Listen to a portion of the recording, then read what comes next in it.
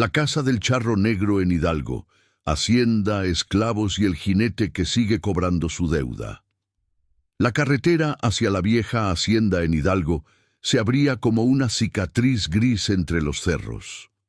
A los lados, los campos secos parecían descansar de la cosecha, con las milpas recortadas y la tierra partida por el sol. El autobús rural avanzaba lento, levantando una nube de polvo que se quedaba flotando detrás de él, como si tampoco quisiera acercarse demasiado a su destino. En la ventanilla, Iván apoyaba la frente contra el vidrio y miraba el paisaje con una mezcla de nostalgia y desconfianza.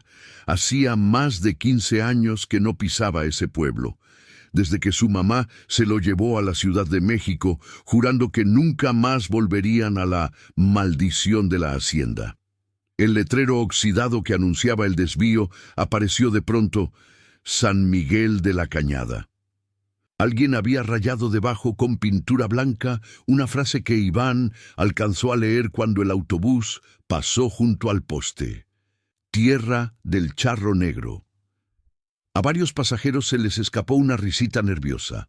Otros hicieron la señal de la cruz casi sin darse cuenta. Iván se limitó a suspirar. De niño, esa frase le había quitado el sueño más de una vez. Antes de seguir con la historia, si estás escuchando esto en YouTube, te invito a suscribirte al canal y a contarme en los comentarios desde qué parte de México o del mundo nos estás acompañando. Eso ayuda muchísimo a que más personas encuentren estas leyendas y a que podamos seguir contando historias como la de hoy. Ahora sí, volvamos con Iván y con la casa del Charro Negro en Hidalgo. Cuando el autobús llegó a la pequeña terminal del pueblo, la tarde ya empezaba a enfriarse. Un viento fino, cargado de polvo y olor a leña, recorría la calle principal, levantando bolsas de plástico y papel de dulces. Iván bajó con su mochila al hombro y se quedó unos segundos parado, dejando que los recuerdos le cayeran encima de golpe. La plaza con su kiosco despintado, la iglesia de fachada sencilla, la tienda donde compraba refrescos de vidrio cuando venía con su abuelo, las casas de adobe con techos de lámina y la misma sensación de que el tiempo avanzaba a otra velocidad allí. Iván, ¿sí eres tú, muchacho?, preguntó una voz femenina a su espalda. Se giró. Una mujer de unos 50 y tantos, con trenzas canosas y mandil floreado, lo miraba con ojos entrecerrados, como tratando de acomodar la imagen del niño que conoció sobre el adulto que tenía frente a ella. Tardó un segundo en reconocerla, pero cuando lo hizo sintió que algo se acomodaba en el pecho. ¿Tía Lucha?, preguntó. Ella soltó una risa corta, emocionada, y lo abrazó con fuerza. «Pues ¿quién más?», respondió. «No más has estirado y adelgazado. Pero esos ojos de tu madre no cambian. Te tardaste, muchacho. Tu abuelo se nos fue hace 2 meses». Iván asintió, con el nudo en la garganta que llevaba apretado desde que recibió la llamada. Había llegado tarde al entierro. El trabajo en la ciudad, la falta de dinero y, sobre todo, el miedo a regresar lo habían frenado más de lo que quería admitir. Pero la muerte del abuelo había dejado algo más que un hueco. Había dejado papeles, recuerdos y una frase repetida en la última llamada que le hizo. «No te olvides de la hacienda, hijo. Esa casa no va a descansar sola. Alguien tiene que saldar la deuda». Caminaron juntos hacia la casa de la tía Lucha, a unas cuadras de la plaza. El piso de la calle era de empedrado irregular, y cada piedra parecía recordar los pasos del abuelo, de la madre de Iván, de tantos peones que habían salido y entrado de la hacienda cuando aún funcionaba. El cielo se teñía de un naranja apagado, y las primeras luces amarillas empezaban a encenderse en las ventanas. «¿Y tu mamá?», preguntó la tía, mientras abría la portita metálica de su casa. «No quiso venir», respondió Iván. «Dice que ya enterró demasiado aquí, pero me pidió que...» Buscó las palabras. «Que me hiciera cargo de lo que dejó mi abuelo». La tía suspiró, como quien escucha algo que ya sabía. Tu abuelo se fue con eso atravesado en la garganta, dijo. Lo de la hacienda, lo del charro, lo de tus bisabuelos, todo junto. Ven, siéntate, que esto no se platica de pie. Dentro de la casa olía a café de olla y a tortillas recién hechas. Las paredes estaban llenas de fotografías, bodas, primeras comuniones, retratos escolares. En una esquina, un altar con la imagen de la Virgen de Guadalupe, veladoras, flores de plástico y una foto enmarcada del abuelo. Sombrero de ala ancha, bigote blanco y una mirada dura, pero cansada. Iván se sentó a la mesa mientras la tía servía café en tazas desparejadas. «Tu abuelo dejó algo para ti», murmuró ella, sacando de un cajón una caja de madera pequeña. «Dijo que solo tú debías verlo, que ya era hora de que alguien de la familia supiera la historia completa, no nomás los pedazos que se cuentan en el pueblo». Iván tomó la caja. La madera estaba vieja, con marcas de uso y una pequeña cruz tallada en la tapa. Al abrirla, encontró varios objetos: un viejo rosario de cuentas negras, un botón metálico con la figura de un caballo, unas fotos en blanco y negro de la hacienda y un cuaderno de pasta dura forrado con papel craft, atado con una liga reseca. «Es el cuaderno de tu bisabuelo Joaquín», explicó Lucha. «Él fue peón en la hacienda del Charro Negro». Bueno, en ese tiempo todavía no le decían así. Nomás le decían la hacienda del patrón Mendoza. Lo del charro vino después, cuando ya se habían hecho los pactos. Iván frunció el ceño. «¿De verdad crees en eso, tía?», preguntó. «¿En pactos con el Charro Negro?». La tía lo miró serio. «Aquí no se trata de creer o no creer, hijo», respondió. «Se trata de que hay cosas que pasan y se quedan pegadas a la tierra. Y esa hacienda tiene pegado algo muy pesado. Tu abuelo lo sabía, tu madre lo sufrió, y por lo visto ahora te toca a ti entenderlo». Iván pasó los dedos por la portada del cuaderno. En la esquina había un nombre escrito con letra temblorosa: Joaquín Ramírez, 1942. Abrió la primera página. El papel estaba amarillento, pero aún se podían leer las palabras. «Escribo esto para que algún día mis nietos sepan por qué a esta casa no se le puede dar la espalda. Para que entiendan que las deudas que el patrón hizo no se las tiene que cobrar el charro a nosotros, los peones». Iván sintió un escalofrío que no tenía que ver con el clima. Leyó algunas líneas más, hasta que la voz de la tía lo sacó de sus pensamientos. «Te propongo algo», dijo ella. «Hoy descansa. Mañana vamos al panteón a saludar a tu abuelo, y luego, si de veras traes ganas de meterte en esto, subimos a la hacienda. No está tan lejos». Hizo una mueca. «Aunque nadie sube de noche, y menos desde que dicen que se oye otra vez el galope». «Otra vez», repitió Iván. La tía asintió. «Hubo años en que todo estuvo más tranquilo», explicó. «Desde que cerraron la hacienda, desde que las tierras se repartieron a medias, desde que la gente empezó a irse al norte o a la ciudad. Pero en los últimos meses», bajó la voz, «dicen que se oye al Charro Negro correr por los caminos, como cuando mi padre era joven, y que no nomás galopa, también va preguntando por los apellidos. Y el primero que preguntó fue por el nuestro». Iván tragó saliva. El eco de las palabras del abuelo volvió a sonar en su cabeza. Alguien tiene que saldar la deuda. De pronto, el viaje al pueblo ya no parecía solo un trámite para recoger papeles. Se sentía como si hubiera entrado en un libro que llevaba abierto generaciones. Esa noche, en el catre que a la tía le sobraba en uno de los cuartos, Iván trató de dormir.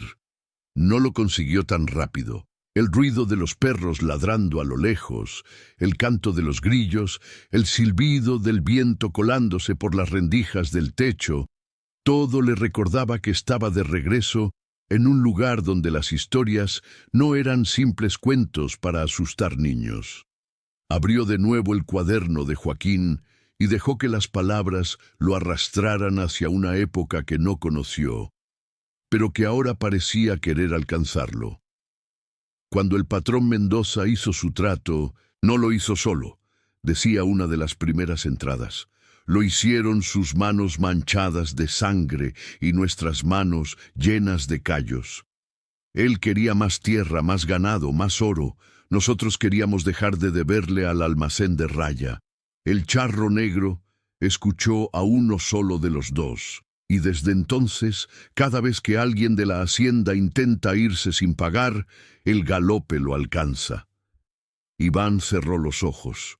El sueño, cuando por fin llegó, no fue tranquilo. No soñó con fantasmas ni con sombras. Soñó con caballos corriendo sobre un campo seco, levantando polvo, y con una casa de piedra enorme en lo alto de un cerro, con todas sus ventanas encendidas, como si estuviera esperando la llegada de alguien.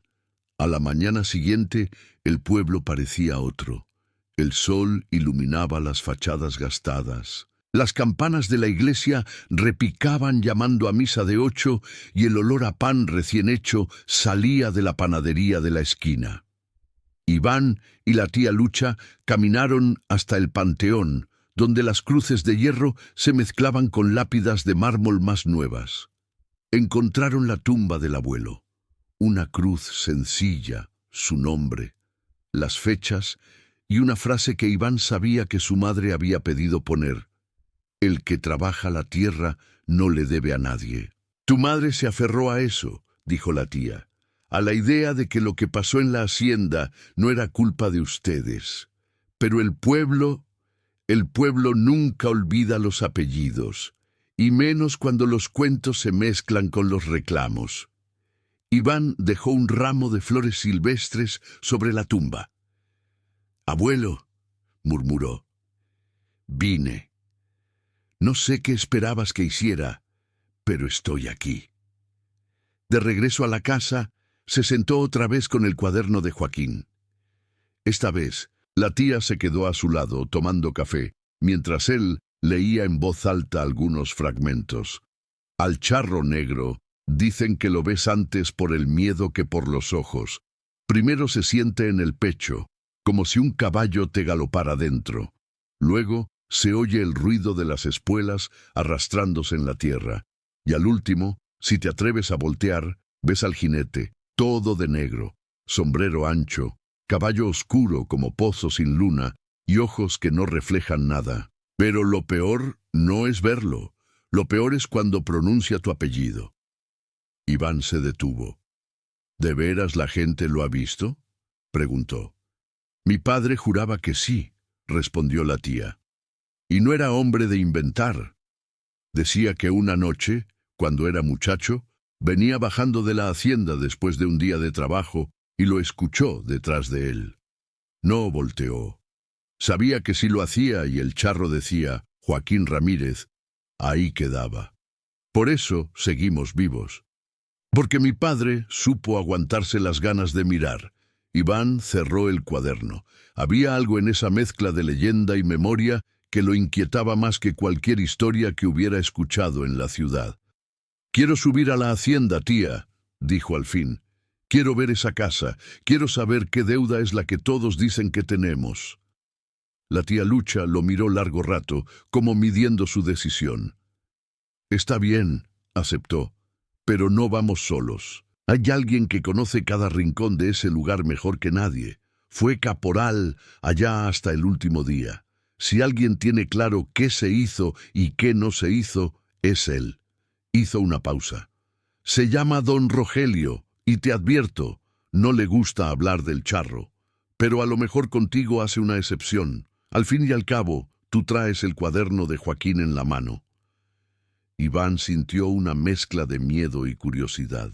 No sabía si iba a encontrar respuestas o más preguntas en esa casa sobre la colina.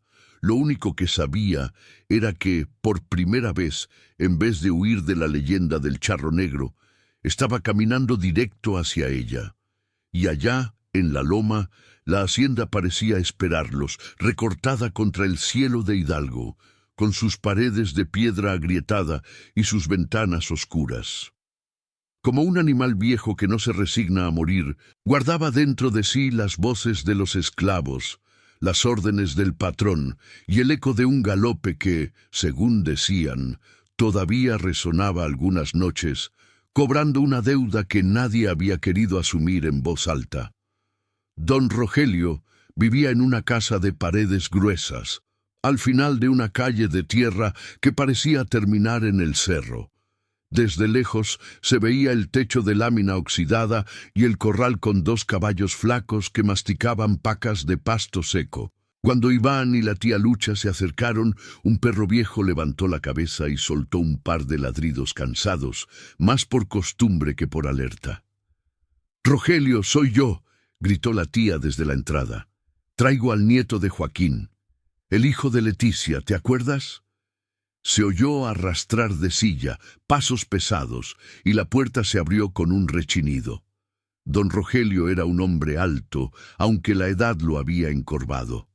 El cabello, antes negro como carbón, estaba ahora surcado de canas. Tenía la piel tostada por el sol y las manos llenas de cicatrices finas, como arañazos viejos. Sus ojos oscuros se clavaron en Iván con una mezcla de curiosidad y recelo. «Se parece al abuelo», dijo sin saludo previo. «No más que menos duro de mirada. Pase, pues». Los dejó entrar. Dentro de la casa olía a tabaco, a cuero y a café recalentado. En una de las paredes colgaban arreos de caballo, espuelas brillantes y una silla de montar vieja, cuidadosamente engrasada. En otra, un retrato en sepia de la hacienda, tomada desde abajo, con todos sus arcos y su portalón central. «Siéntense», indicó Rogelio, señalando unas sillas de madera alrededor de la mesa. «¿Qué los trae, además de los recuerdos y los muertos?» Iván respiró hondo. «Mi abuelo me dejó esto», dijo, colocando el cuaderno de Joaquín sobre la mesa. «Y me habló de una deuda, de la hacienda, del charro negro. Quiero entender qué pasó, don Rogelio, y si de verdad nuestra familia le debe algo a esa casa». El viejo caporal miró el cuaderno como si fuera una víbora enroscada. «Joaquín siempre fue terco para escribir», murmuró. «Decía que si no quedaba en papel, un día el patrón nos reescribía la vida a su conveniencia». Alzó la vista hacia Iván. «Tu bisabuelo era buen hombre. No merecía lo que le tocó». La tía Lucha cruzó los brazos. «Nadie de los de abajo lo merecía», dijo. «Los únicos que estaban a gusto eran los Mendoza, hasta que quisieron más de lo que la tierra les podía dar y fueron a buscar a quien no debían». Rogelio chasqueó la lengua. «Hablar del charro negra no es cosa de juego», advirtió. «Pero supongo que si ya leíste algo de ahí», señaló el cuaderno, «ya es tarde para protegerte del cuento. Así que mejor te digo la versión completa, no la que anda recortada en la boca del pueblo». Sirvió café para los tres, se sentó y apoyó los codos en la mesa. «La hacienda era grande, muchacho», empezó. «No como sus ruinas de ahora. Tenía cientos de hectáreas de magueyes, ganado, corrales. El patrón Mendoza heredó todo eso de su padre y de su abuelo, de generaciones atrás cuando los peones no tenían ni apellido en los papeles. Nomás eran los de la hacienda». Iván escuchaba en silencio, como si temiera que un ruido rompiera el hilo del relato. «Pero vino la revolución, luego el reparto agrario», continuó Rogelio. «Al patrón le quitaron tierras, le dijeron que tenía que pagar salarios de verdad, no nomás fiarles todo en la tienda de raya. Él se asustó, tenía miedo de perderlo todo. Y ahí fue cuando empezó a decir que Dios no bastaba, que había que buscar ayuda donde fuera». La tía frunció el ceño. «Mi padre contaba que las noches se llenaron de visitas», intervino. «Carros que subían a la hacienda, hombres de traje, otros con sombrero, y hasta un cura que luego desapareció quién sabe a dónde». Rogelio asintió. «El patrón empezó con cosas normales», explicó. «Brujos de mercado, limpias, rezos, promesas a santos. pero nada le calmaba la codicia, hasta que un viejo arriero le habló de los tratos con el charro negro. Si quieres que tus tierras den más de lo que pueden, vas y le ofreces algo que valga la pena. El charro no presta barato. Eso le dijo. Iván sintió un escalofrío recorrerle la espalda. ¿Y qué le ofreció?, preguntó. Rogelio lo miró fijo, como midiendo si estaba listo para escuchar. Ofreció lo único que creía de su propiedad total, respondió. La vida de los que trabajaban para él, no en sentido de matarlos, no. Fue más fino. Dijo que mientras la hacienda viviera, los peones nunca iban a poder pagar sus deudas del todo. Siempre habría algo que los atara. Que se queden aquí, aunque sus huesos ya no caminen, dicen que dijo. Y el charro aceptó. La tía apretó los labios. Por eso las libretas de la tienda de raya nunca se acababan, dijo. Siempre debían algo. Siempre faltaba un peso, unos centavos, aunque trabajaran toda la vida. Exacto, confirmó Rogelio. El trato fue ese. La hacienda seguiría produciendo. El patrón seguiría teniendo gente que trabajar y el charro se quedaría con las almas endeudadas. No tenían que morir todos de golpe, bastaba con que murieran sin saldar la cuenta. Y mira que aquí morir endeudado es casi costumbre. Iván bajó la mirada hacia el cuaderno de Joaquín. ¿Y mi bisabuelo?, preguntó. También estaba endeudado. Rogelio respiró hondo. Tu bisabuelo era de los que más trabajaban, dijo, pero también era de los que más se rebelaban, se quejaba, discutía, reclamaba cuentas claras. Eso no le gustaba al patrón, y menos al charro, supongo, porque una cosa es tener esclavos por ignorancia, y otra es tener peones que saben sumar. Se acomodó en la silla. Una noche, Joaquín se cansó. Dijo que ya no iba a trabajar ahí, que se iba a llevar a su mujer y a su hijo, tu abuelo, a otro lado, que prefería empezar de cero en tierras pobres que seguir pagando una deuda que crecía sola.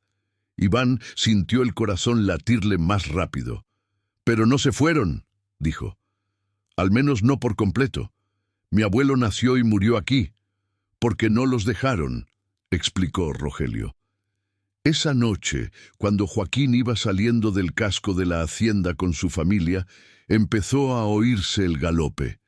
Nadie más en el camino, no más el caballo. Dicen que el cielo se puso negro en un santiamén, aunque no había nube, y que del polvo salió el charro, todo de negro, caballo igual, ojos como pozo. Se le puso enfrente y le dijo, con voz que no sonaba a hombre ni a animal: Ramírez, no has terminado. Iván tragó saliva. ¿Mi bisabuelo lo vio?, susurró. Lo vio, pero no se hincó, respondió Rogelio con cierta admiración. Dijo que no le debía nada más que trabajo, y que eso ya lo había dado. Que si el patrón quería almas, que diera las de su propia familia. El charro se rió y le dijo: si tú no quieres pagar, pagarán tus hijos, y los hijos de tus hijos. Yo no tengo prisa. La tía se persignó. Mi padre contaba algo parecido, dijo, pero nunca se atrevió a dar tantos detalles. Nomás decía que desde esa noche, cada vez que alguien de los Ramírez intentaba largarse, pasaba algo que los traía de vuelta. Rogelio asintió. Joaquín murió años después, en un accidente en el campo, continuó. Un caballo se espantó, se cayó, se golpeó la cabeza con una piedra.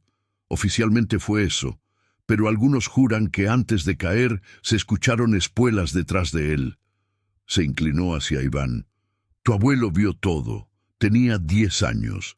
Desde entonces supo que el trato del patrón no se rompía nomás con un berrinche. Iván sintió una presión en el pecho, como si alguien estuviera apretando desde dentro. ¿Y el patrón?, preguntó.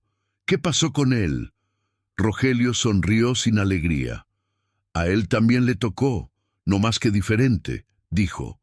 Cuando vino lo del reparto agrario, lo obligaron a ceder tierras. Se enfermó, empezó a perder dinero. Una noche subió a caballo a la hacienda, solo, Dicen que gritando que no iba a dejar que se la quitaran. A la mañana siguiente lo encontraron tirado en el patio, boca arriba, los ojos abiertos, el caballo muerto a un lado.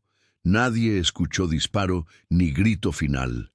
Pero los viejos del pueblo dicen que esa noche se oyó doble galope, el del charro, cobrando su parte del trato. El silencio llenó la cocina. Solo se oía el tic-tac de un reloj colgado en la pared y el soplo del viento colándose por debajo de la puerta. Después de eso, la hacienda quedó en manos de papeles, de pleitos, de abogados, siguió Rogelio. Algunos peones lograron tierras, otros se fueron, pero algo quedó amarrando a varias familias, especialmente a la tuya. Tu madre, Leticia, fue la única que de veras se atrevió a romper el círculo. Se fue a la ciudad. Se llevó a tu abuelo un tiempo, pensó que así escapaban. ¿Y no escapamos?, preguntó Iván, casi sin darse cuenta de cuándo había cambiado el ellos por nosotros. Rogelio negó con la cabeza. Tu abuelo regresó enfermo, recordó. No quería morir lejos de su tierra. Decía que si la deuda se tenía que pagar, era mejor estar cerca para ver las cuentas. Y antes de morirse, anduvo insistiendo en que alguien de los jóvenes viniera a escuchar la historia completa. Supongo que ese eres tú. Iván apretó las manos. ¿Y qué se supone que tengo que hacer?, preguntó. ¿Pedirle al charro que nos perdone? ¿Quemar la hacienda? ¿Rezar misas? Rogelio lo miró serio.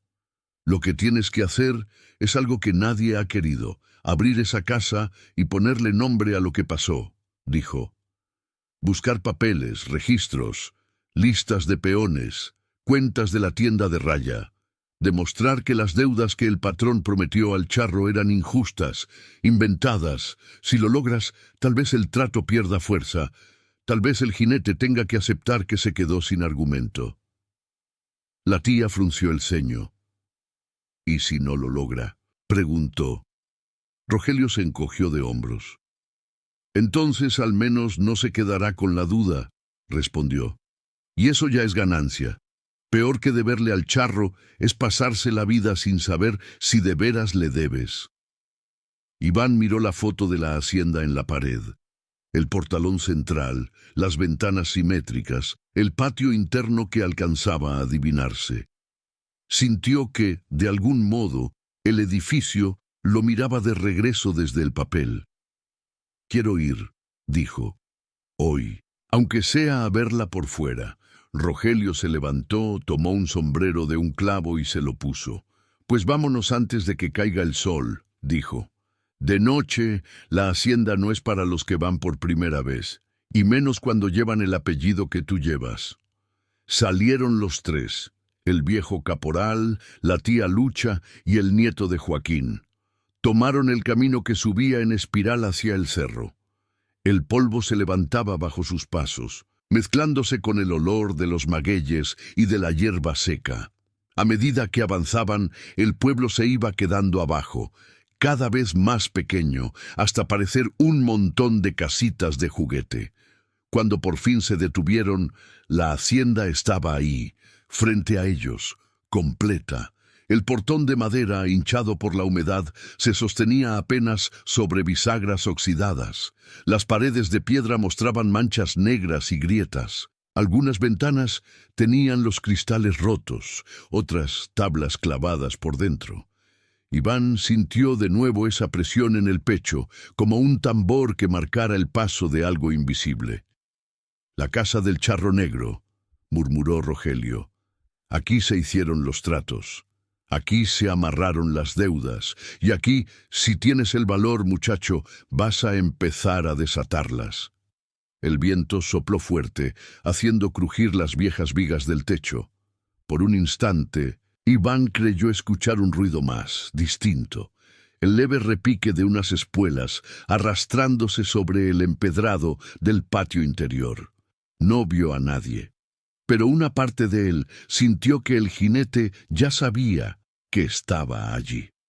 Y mientras el sol empezaba a bajar detrás de los cerros de Hidalgo, Iván dio el primer paso hacia el portón de la hacienda, sin saber que al cruzar ese umbral no solo entraría en una casa abandonada, sino en décadas de secretos, injusticias y cuentas pendientes que el charro negro llevaba demasiado tiempo anotando a su favor. Rogelio empujó el portón con ambas manos. La madera resistió al principio, como si tuviera memoria y se negara a abrirse de nuevo, pero al final cedió con un quejido largo que se perdió en el patio interior. Una nube de polvo se levantó en cuanto cruzaron el umbral, obligándolos a cubrirse la boca y la nariz.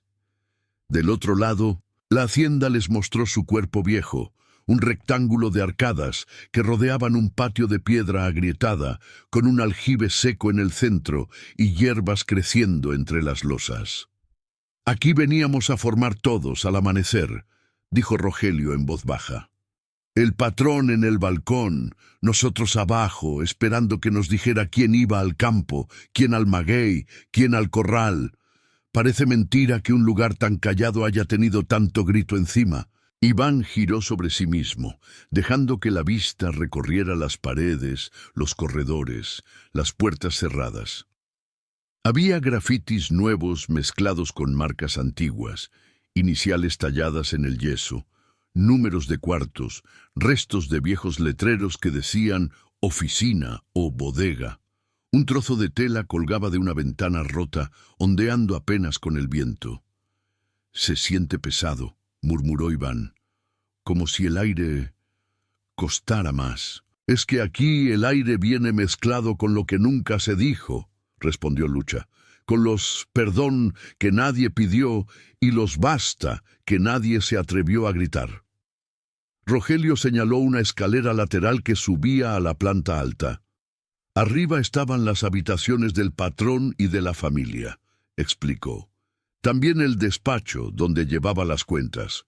Si hay papeles que sirvan de algo, deben estar ahí, o lo que no alcanzaron a quemar cuando todo se vino abajo». Iván asintió. El cuaderno de Joaquín pesaba en su mochila como si llevara piedras, no papel. «Primero quiero ver el despacho», dijo. «Si lo del trato con el charro tuvo forma en este mundo, debe haber números, nombres, algo que no sea solo miedo». Subieron la escalera despacio, cuidando dónde ponían los pies. Algunos escalones estaban sueltos, otros cubiertos de polvo y excremento de pájaros. Al llegar al pasillo superior, una corriente de aire frío les golpeó la cara. A la derecha, varias puertas entreabiertas dejaban ver habitaciones vacías, con camas oxidadas y cortinas hechas jirones. A la izquierda, una puerta más ancha estaba entornada.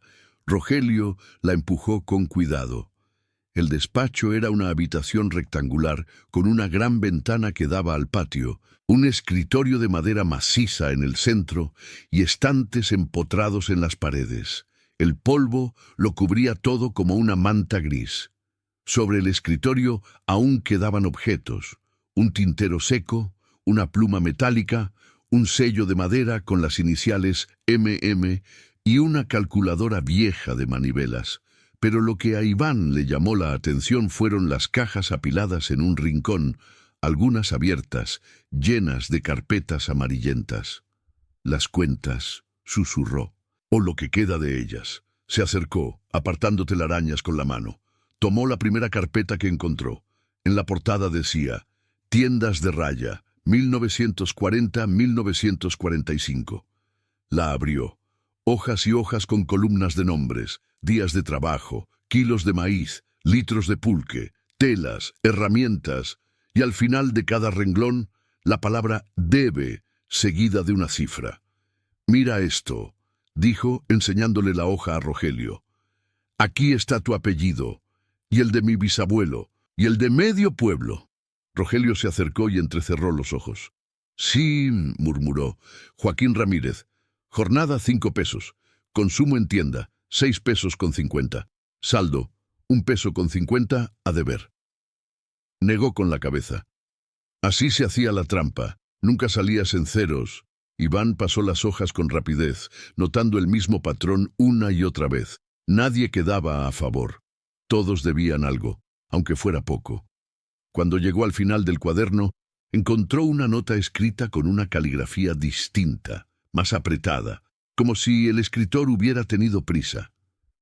Los peones se quejan de que las cuentas no cierran, pero el patrón ha pactado que siempre haya saldo a su favor. Ni Dios ni el gobierno me van a dejar sin gente, dijo. Mientras más deban, menos se van.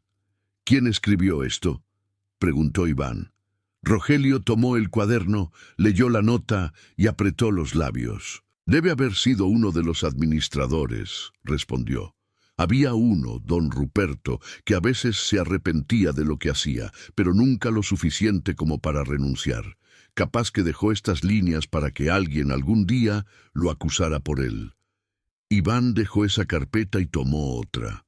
En la portada se leía: Relación de peones, 1935-1950. Al abrirla, encontró una lista de nombres con anotaciones al lado. Salió al norte. Muerto por accidente. Fuga. Desaparecido. Aquí, dijo señalando un renglón, Joaquín Ramírez, muerto por caída de caballo. Sin más. Como si fuera un dato cualquiera, la tía Lucha se acercó también. Y mira más abajo, añadió. Ramiro López, desaparecido después de pleito. Mateo Gutiérrez, fuga, no localizable. Como si la gente fuera res, no personas. Iván sintió rabia, no solo por su familia, sino por todos los nombres anónimos en esas listas. Si esto se digitalizara, se fotografiara, se llevara a algún archivo, dijo, tal vez podríamos demostrar que lo que el patrón le ofreció al charro eran vidas bajo engaño, no deudas verdaderas, que el trato se hizo en base a fraude. Rogelio soltó una carcajada seca. Hablas como abogado, comentó. Pero no estás tan errado. A veces la única forma de pelear contra los fantasmas es con papeles, aunque los papeles sean igual de viejos. Iván siguió rebuscando entre las cajas. Encontró cartas, recibos de compra de ganado, contratos con intermediarios, incluso una hoja donde se mencionaba un préstamo de una casa bancaria de la capital para mejoras en la hacienda. Al reverso, con otra letra, alguien había anotado: si no se paga a tiempo, se pierde parte de la propiedad. El patrón dice que no hay problema. El charro ya le prometió proteger la hacienda, y a cambio, él le garantiza que aquí siempre habrá gente que deba algo. La frase le revolvió el estómago. El problema, dijo Iván, es que, aunque el patrón haya muerto, el trato sigue atado a estas paredes. Mientras existan, parece que el charro tiene excusa para venir a cobrar. Lucha recorrió con la mirada la habitación. No todo se arregla tirando muros, comentó. Pero tal vez sí poniendo luz donde antes había sombra. En ese momento, un ruido los hizo girarse. No venía del despacho sino del pasillo, un golpe seco, como si algo hubiera caído o empujado una puerta. Rogelio se levantó de inmediato. ¿Hay alguien más aquí?, preguntó Iván, con el corazón acelerado. No debería, respondió Rogelio. Este lugar está abandonado, y la gente del pueblo no se anima a venir. Tomó un palo de madera que estaba recargado en la pared. Quédense aquí, yo voy a ver. La tía Lucha lo detuvo del brazo. No seas terco, Rogelio. Si vas, vamos los tres. Ya no estamos para que alguien se pierda solo en esta casa. Iván asintió. Aunque el miedo le apretaba el pecho, la idea de quedarse solo le parecía peor. Tomó el cuaderno de Joaquín y una de las carpetas de la tienda de raya y los metió de vuelta en la mochila. Salieron al pasillo. El aire estaba más frío que antes, aunque el sol todavía no se había puesto. Avanzaron despacio, sintiendo cómo las tablas del suelo crujían bajo sus pasos. El ruido se repitió, esta vez más claro, un portazo al final del corredor. «Es el cuarto que da al balcón central», susurró Rogelio. «Ahí dormía el patrón. Y a veces...» Hizo una pausa. «Ahí recibía visitas que nadie tenía que ver. La puerta del cuarto estaba entreabierta. El viento la golpeaba ligeramente contra el marco, produciendo ese ruido seco. Rogelio se adelantó y la abrió del todo. La habitación estaba casi vacía. Solo quedaban una cama de hierro sin colchón, un armario sin puertas y un gran espejo de cuerpo entero apoyado contra una pared. Lo extraño era que el espejo estaba casi limpio, como si alguien lo hubiera desempolvado recientemente. Iván se acercó intrigado. Su reflejo lo miró, ojeras marcadas, pelo revuelto, mochila al hombro. Detrás de él podía ver a la tía y a Rogelio, más pequeños. «Mira eso», dijo Lucha en voz baja. En una esquina del espejo, casi a la altura de la cintura de Iván, había una mancha oscura, alargada, como si alguien hubiera pasado un trapo sucio. Pero al fijarse bien, Iván notó que no era una mancha aleatoria. Tenía forma de huella, como si un guante de cuero se hubiera apoyado ahí y luego se hubiera retirado. «No hemos tocado esto», dijo Rogelio. «Yo entré hace años, cuando cerraron la hacienda, y todo estaba cubierto de polvo parejo. Alguien o algo pasó la mano por aquí». Iván sintió que el cosquilleo en la nuca regresaba con fuerza. De pronto, un sonido distinto llegó hasta ellos, el claro y metálico tintinear de unas espuelas acercándose. No era un galope fuerte, como el de un caballo corriendo. Era más bien el paso lento y pesado de alguien que caminaba por el patio, arrastrando las espuelas sobre la piedra. «Díganme que eso es un perro con algo colgando», susurró Iván. Rogelio negó con la cabeza, pálido. «Ese sonido lo conozco desde chamaco», dijo, «y no lo hace ningún perro». Los tres se quedaron en silencio, aguantando la respiración. El tintinear se detuvo justo debajo del balcón. Luego, una voz grave, profunda, resonó desde el patio interior. No gritaba, era un tono casi conversacional, pero que subía por las paredes como si las piedras la amplificaran. «Ramírez», llamó la voz, «sé que estás aquí».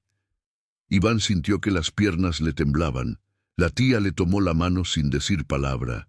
Rogelio, sorprendentemente, dio un paso hacia el balcón. «No te asomes», murmuró Lucha. «¿Estás loco?» «Llevo toda la vida huyendo del sonido de esas espuelas», respondió él con un hilo de voz. «A lo mejor ya es hora de verle la cara al cobrador».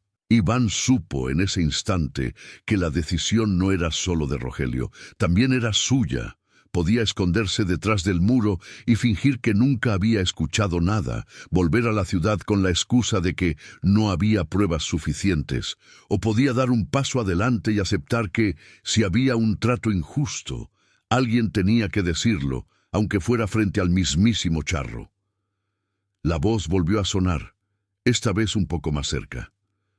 «Ramírez», repitió, «las cuentas no se cierran solas». Iván soltó el aire que no sabía que estaba conteniendo. «Está bien», susurró, «vamos a hablar de cuentas». Y, con el cuaderno de Joaquín apretado contra el pecho dentro de la mochila, dio unos pasos hacia el balcón, sin saber si lo que estaba a punto de ver era un fantasma, una alucinación o la materialización de siglos de injusticia reclamando ser nombrada.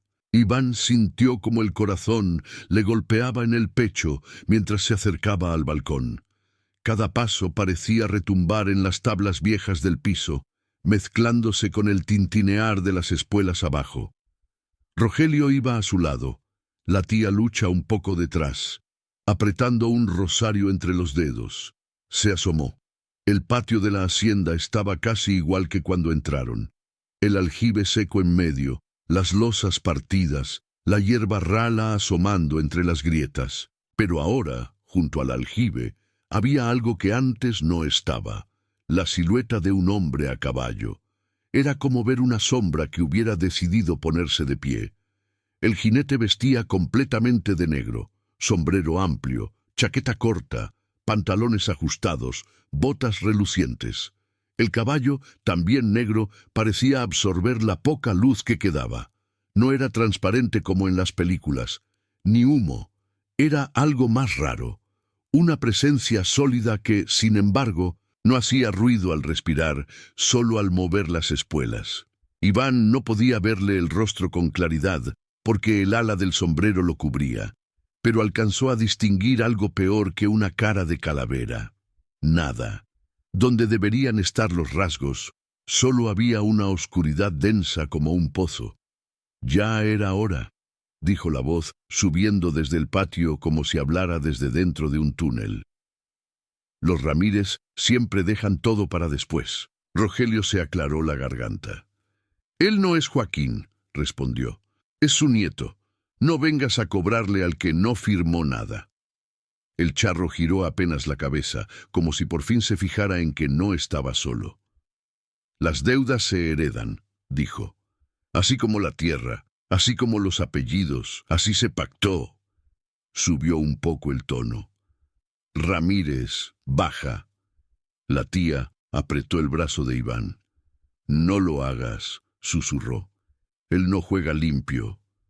Iván tragó saliva. Sus dedos buscaron la mochila casi por instinto. Sacó el cuaderno de Joaquín y la carpeta de la tienda de raya. Los puso sobre el barandal de piedra, de modo que el viento moviera algunas hojas. «Si quieres hablar de deudas», dijo, tratando de que la voz no le temblara, «hablemos con todas las cuentas a la vista». El charro se quedó inmóvil. El caballo no resopló, no pateó el piso.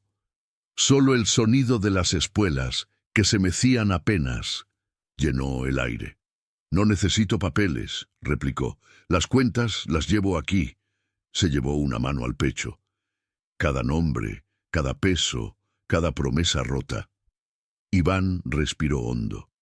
«Pues yo sí los necesito», contestó, «porque lo que el patrón Mendoza te ofreció no era suyo. Eran vidas atrapadas en trampas de números». Alzó uno de los registros. «Aquí dice que mi bisabuelo te debía 1,50 pesos, y al día siguiente otro, y al siguiente otro. ¿Quién debe más? ¿El que trabaja hasta morirse o el que escribe la deuda con mano chueca?» Rogelio miró a Iván con sorpresa. No había miedo en la voz del muchacho. Había rabia. «Eso no cambia el trato», gruñó el charro. Él aceptó trabajar aquí. Sabía las reglas. El patrón ofreció las almas de los que murieran debiendo. Y tú traes su sangre. «No», lo interrumpió Iván.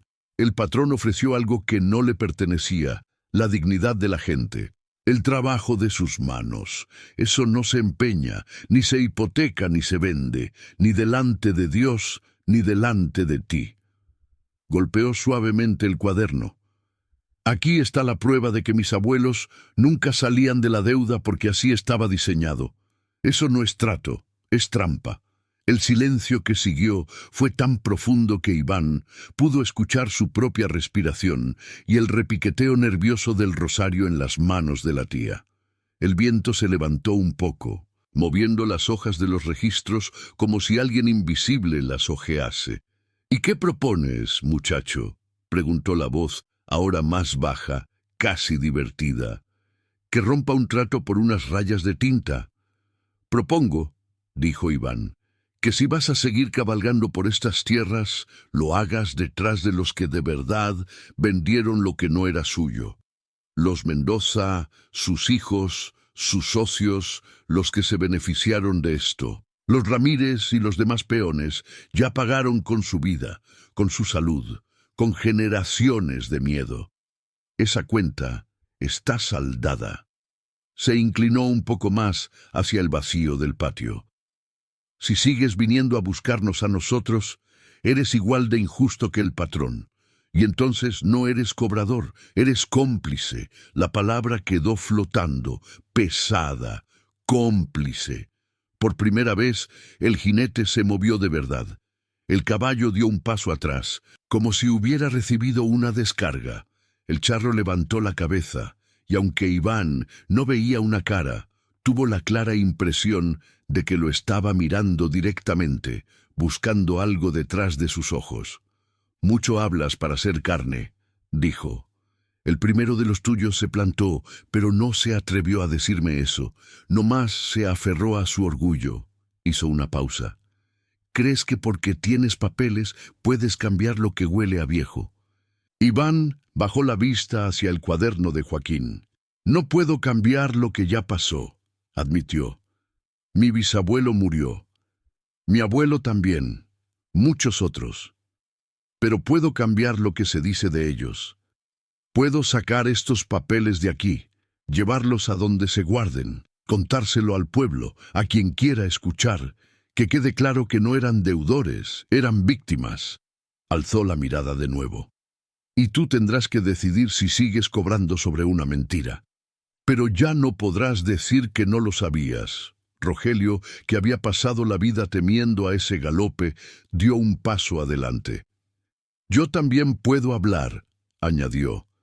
Yo vi cómo se hacían las cuentas, cómo se descontaba de más, cómo se apuntaba una botella que nunca se sacó de la tienda. Puedo ir a declarar, puedo decir nombres, fechas. Se golpeó el pecho con el puño. Estoy viejo, charro. Si me quieres, llévame a mí, pero deja en paz a los que vienen detrás. La tía Lucha, temblando, levantó por primera vez la cabeza. Y yo puedo juntar a las familias, dijo, a los que aún tienen abuelos o papás que trabajaron aquí, que traigan fotos, recuerdos, que pongan nombres a las tumbas sin nombre, que se haga un memorial, no una amenaza. Sus ojos brillaban. Ya estuvo bueno de que el miedo sea el único que hable. El charro guardó silencio. El aire, sin embargo, pareció cargar electricidad. Iván sintió como si el patio respirara, como si las piedras mismas estuvieran escuchando. Un murmullo comenzó a levantarse, primero muy tenue, luego más claro. No venía del jinete, ni de los tres vivos en el balcón. Venía de abajo, de las paredes, del aljibe, del piso. Eran voces superpuestas, fragmentos de nombres, de rezos, de quejas.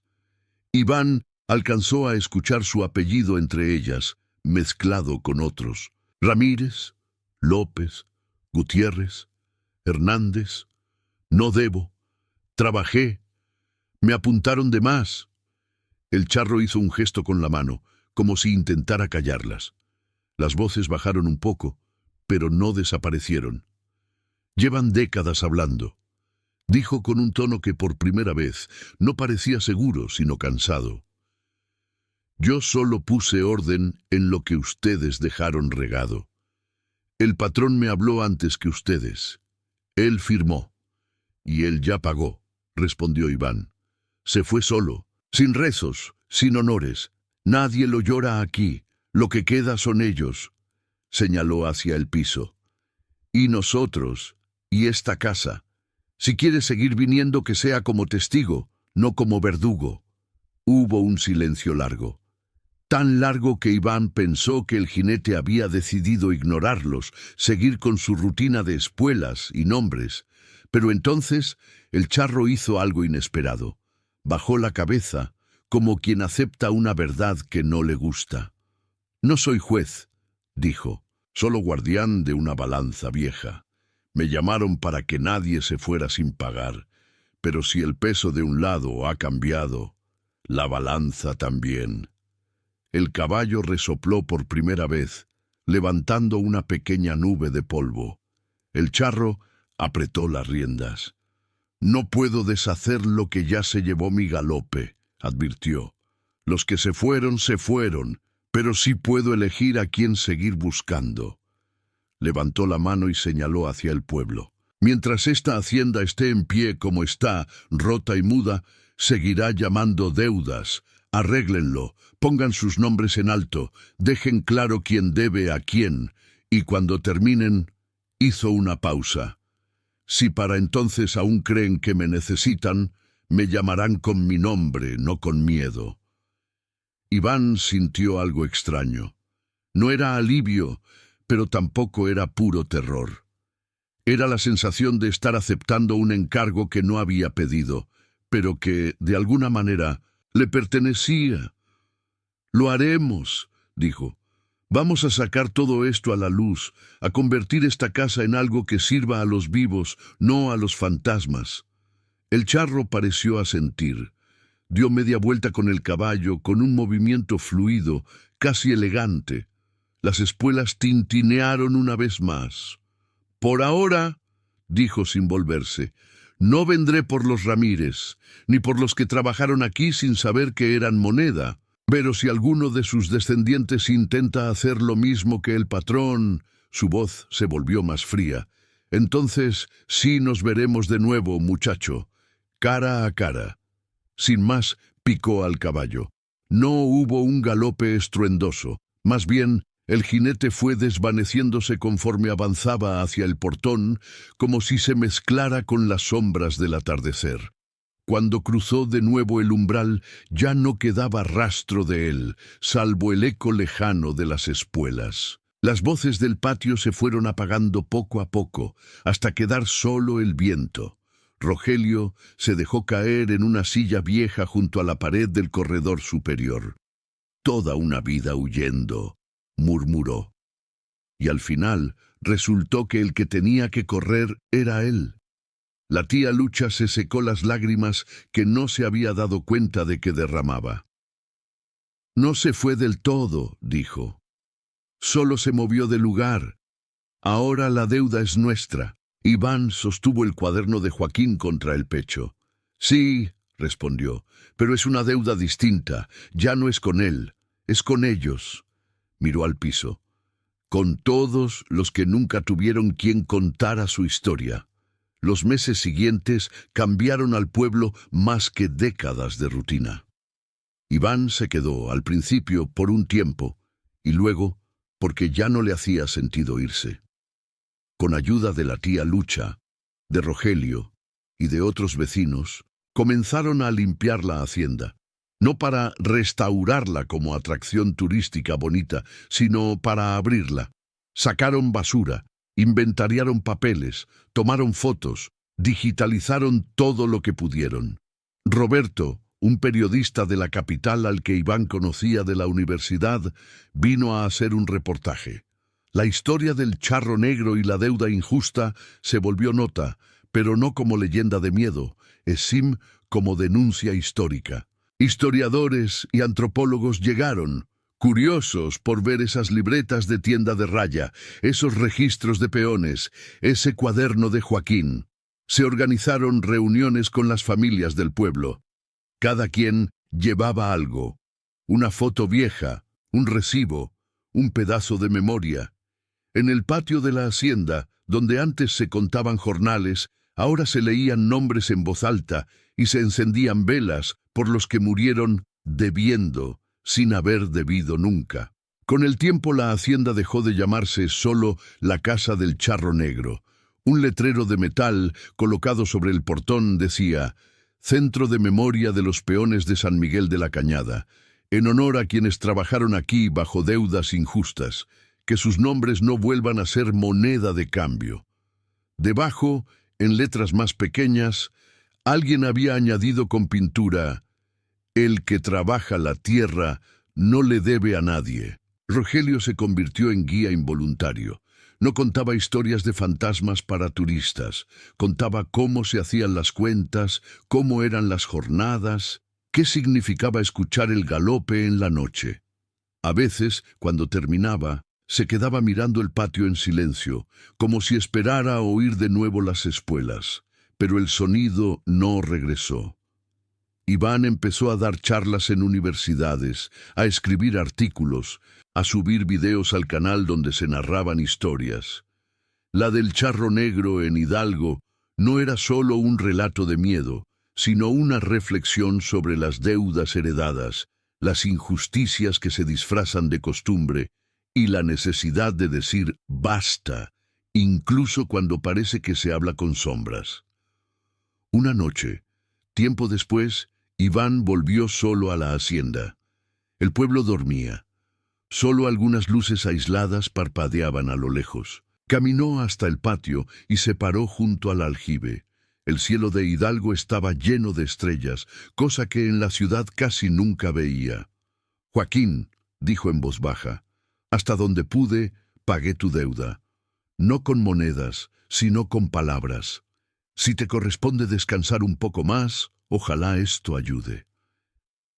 El viento sopló suave, moviendo las hojas de los viejos magueyes al borde del terreno. Iván no escuchó espuelas, ni voces, ni relinchos, pero sintió algo aflojarse en el pecho, como una cuerda que por fin cedía. Al salir de la hacienda, justo en el portón, se detuvo un instante y miró el camino de terracería que bajaba al pueblo. Por un segundo, le pareció ver, al fondo, en la curva del cerro, una silueta a caballo recortada contra la noche. No había ruido, solo una forma oscura, inmóvil. Iván levantó la mano, no en señal de saludo ni de reto, sino de reconocimiento. La silueta pareció inclinar ligeramente la cabeza, y luego se deshizo en la oscuridad. Tal vez el charro negro no se había ido para siempre. Tal vez seguía allí, rondando los caminos donde la injusticia seguía galopando. Pero en esa hacienda, al menos, ya no venía a cobrarle a los de siempre. Eso, en un país acostumbrado a que la deuda siempre caiga sobre los mismos hombros, ya era un milagro. No un milagro de iglesia, sino de memoria, de papeles rescatados, de voces que se atrevieron a responderle a la sombra con algo más que miedo. Y mientras Iván bajaba de regreso al pueblo, el polvo del camino se levantaba bajo sus pasos, no como una huida, sino como la marca de alguien que, después de generaciones, por fin caminaba sin sentir que llevaba a un jinete invisible pisándole los talones.